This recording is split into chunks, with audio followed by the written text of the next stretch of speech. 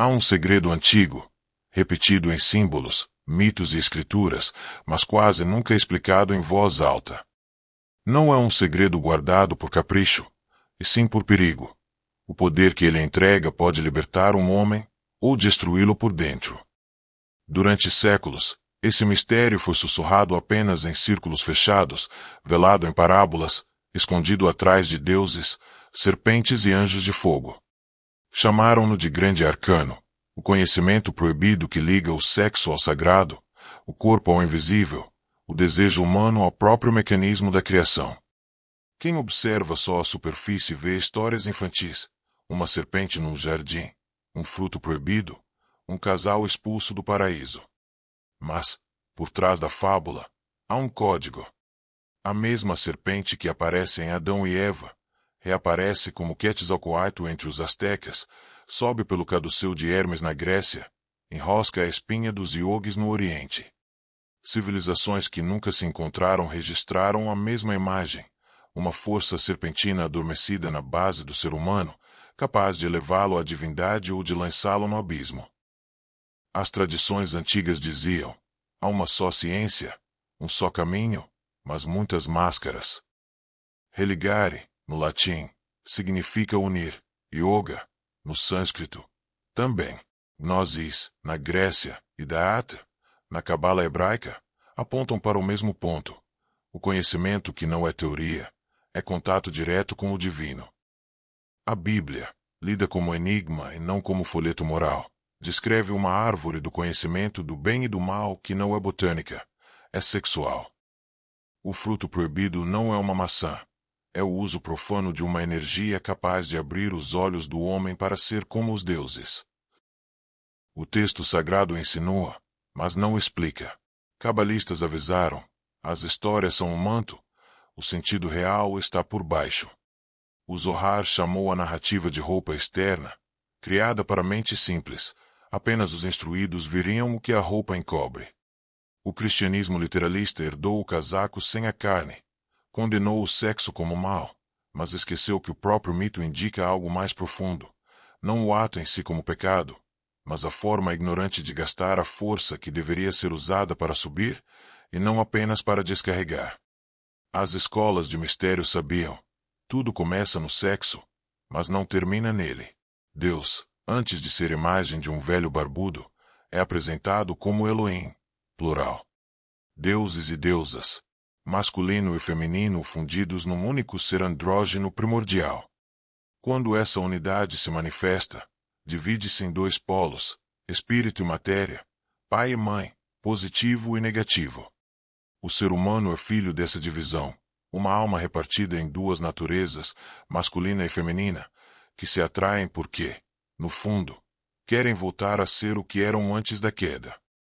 Na anatomia, isso aparece como forma, no invisível, como lei. O homem é externamente masculino e internamente feminino, a mulher, externamente feminina e internamente masculina. Testículos e ovários são espelhos, próstata e útero são versões opostas da mesma arquitetura. Cada um carrega o outro por dentro. A ciência moderna chama isso de hermafroditismo simbólico. Os antigos chamavam de andrógeno divino, rebis alquímico, a criatura inteira, que ainda não se esqueceu de que nasceu de uma mente e de um sexo divinos. Mas a chave sombria do arcano está no que se faz com essa força. A energia sexual é a potência que acende os sentidos, anima o corpo, empurra a vida para frente. Não é maligna.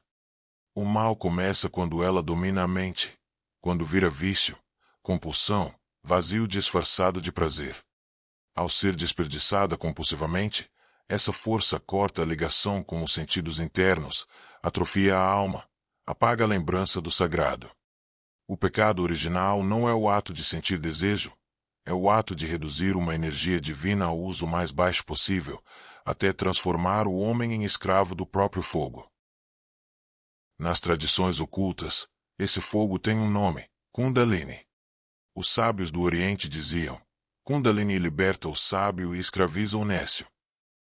Na base da coluna, no centro chamado Muladhara, dorme uma serpente de fogo enrolada 3 vezes e meia. Quando excitada apenas pelos instintos, ela explode para baixo, em orgasmos que esgotam a vitalidade e aprofundam o sono espiritual.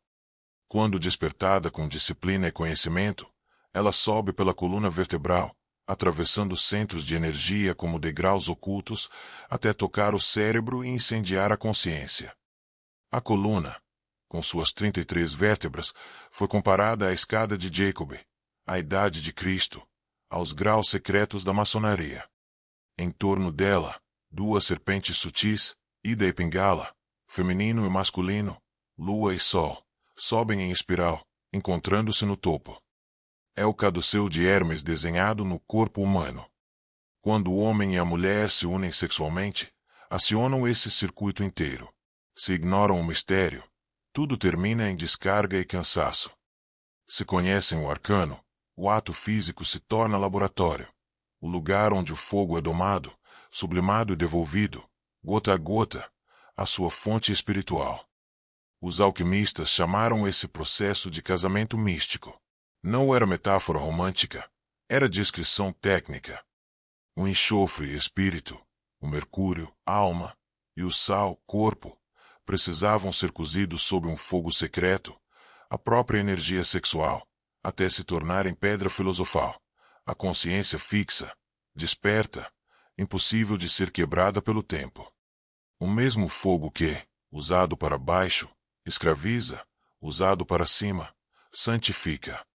O mesmo líquido que cria filhos de carne, quando contido e transmutado, gera algo mais raro, um novo tipo de homem, um andrógeno interior, reconciliado com o próprio Deus. Os símbolos antigos não mentem. Serpentes coroando faraós, pombas sobre cabeças de santos, água batismal descendo sobre a fronte, o sinal de fogo escondido na letra hebraica Shi, o mito da bela adormecida esperando o beijo que a desperta. Tudo fala da mesma coisa, uma alma adormecida pelo abuso dos sentidos, aguardando o momento em que alguém, finalmente, decide parar de ser arrastado pela carne e começa a usar o próprio desejo como escada. O dragão a ser vencido nunca esteve lá fora. Sempre foi o fogo do sexo, pedindo direção. Quando esse fogo sobe pela coluna e encontra, no coração, a força fria de forrar, a energia celeste, o casamento interno acontece. Sol e lua se fundem. A respiração muda. O padrão mental se altera. O indivíduo deixa de viver como corpo desejante e passa a viver como consciência em chamas. A sua presença muda. Os olhos mudam. A forma como ele toca, fala, olha, decide, já não nasce da carência, mas de uma abundância estranha, quase perturbadora. Ele se torna aquilo que as tradições chamaram de mortal em vida, alguém que morreu para a escravidão do instinto e renasceu como portador do fogo. Esse é o grande arcano, usar o sexo não como fuga, mas como portal. Não matar o desejo, mas levá-lo até o fim da sua função, queimar o que é pequeno, revelar o que é grande. Transmutar a serpente que rasteja na lama em serpente de luz, erguida pela espinha até a coroa. Reconquistar, não um paraíso geográfico, mas um estado de consciência em que o homem deixa de mendigar migalhas de prazer e volta a beber da fonte da própria alma. No silêncio desse fogo, uma única ordem ecoa. Fiat lux. Faça-se a luz. E, desta vez, a luz nasce de dentro.